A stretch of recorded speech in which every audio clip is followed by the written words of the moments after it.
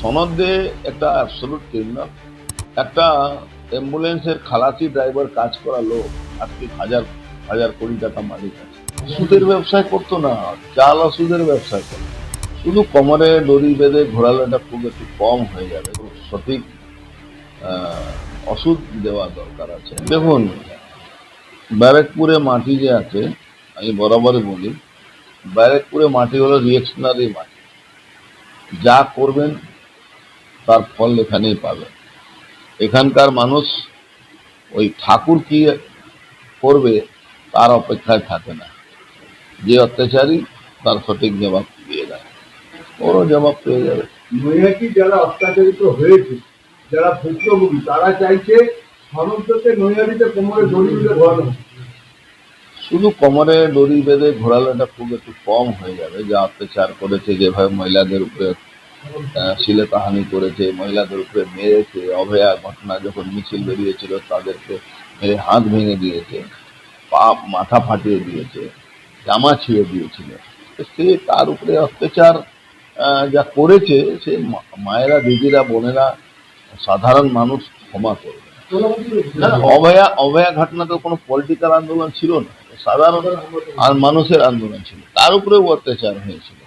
তো আমার মনে হচ্ছে এটা কম কথা ডিমান্ড আছে, একটু বেশি ডিমান্ড হওয়া উচিত। অবৈধ সম্পত্তি তো সিজ হবেই। ওর তো ওর এই ম্যাটারটা income tax of take over করা উচিত। যত গ্রোথ হয়েছে অত গ্রোথ তো মানে বলা যায় না। ওষুধের ব্যবসায় করতো না, চাল ওষুধের ব্যবসায় করতো। ইএসআই যে ওষুধ আছে, যেখানে ডিপো থাকে, যেখান থেকে ওষুধ সাপ্লাই হয়, গোডাউন থাকে, ওখান থেকে ওই ইএসআই ডক্টরদের সঙ্গে কিছু অফিসারদের সঙ্গে হাত মিলিয়ে সেই ওষুধটা পাচার করে।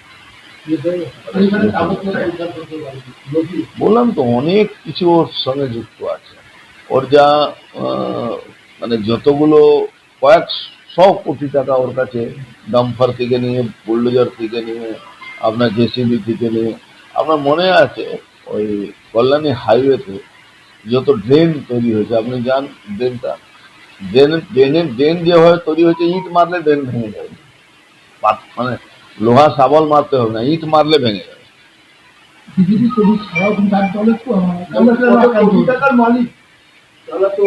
ওর বউ তো লেডি ডন আছে, তৃণমূলে এক কাউন্সিলর, সেটাও আমাদের কোনোতে যায় আসে না।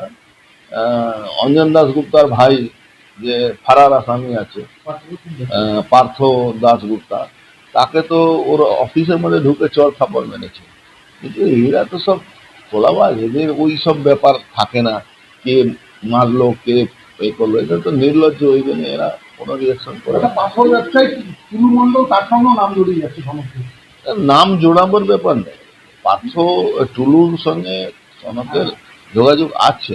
বীরভূমে অনেক কাজ করে, বীরভূমে ওর অনেক বড় শেড আছে, অনেক বড়, ওখানে গাড়ি ফাড়ি রাখা, ওখানে সনতে টুলুর সাথে টুলুর সাথে 100%।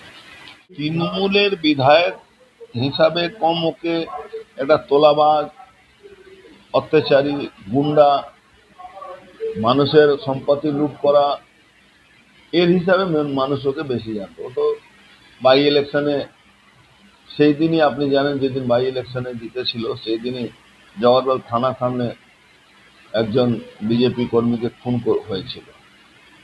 তো সনদে একটা অ্যাবসলিউট ক্রিমিনাল। আমাদের মহিলা মোর্চার কর্মীদের বাড়ি লুটপাট করিয়েছিল, তার বাড়ি পাশে যারা থাকতো বোম মেরে গেছিল। একটা অ্যাম্বুলেন্সের খালাসি ড্রাইভার কাজ করা লোক আজকে হাজার হাজার কোটি টাকা মালিক আছে। বীরভূম, এদিকে বসিরহাট, ওর যত গাড়ি আছে, জেসিবি থেকে নিয়ে যত মানে সরঞ্জাম আছে, যতগুলো আপনি দেখে অবাক হয়ে যাবেন। কত বড়, মানে অভিষেক ব্যানার্জি যেরকম উইদাউট ইনভেস্টমেন্টে বিজনেস করতো, সেরকম ওরও উইদাউট ইনভেস্টমেন্টে বিজনেস ছিল। ওখানে বাস টার্মিনাস একটা হয়েছিল, সেই বাস টার্মিনাসের মধ্যেই ওর পাথর বালি ব্যবসা চলছে, নৈহাটি থানার পাশে। তো এমন অবস্থা, আজকে মানুষ বিচারের জন্য অনেক দিন ধরে অপেক্ষায় ছিল। আজকে নৈহাটি থানা তাকে গ্রেফতার করেছে, আমি তাদেরকে ধন্যবাদ জানাবো। আমাদের পশ্চিমবাংলা পুলিশ আজকে সঠিক পদক্ষেপ নিয়েছে, তার জন্য ধন্যবাদ জানাবো। শুধু চোর চোর বললেও বিজেপি কর্মীরা শান্তি পাবে না, আমি যতটুকু বুঝি। ওর সঠিক ওষুধ দেওয়া দরকার আছে।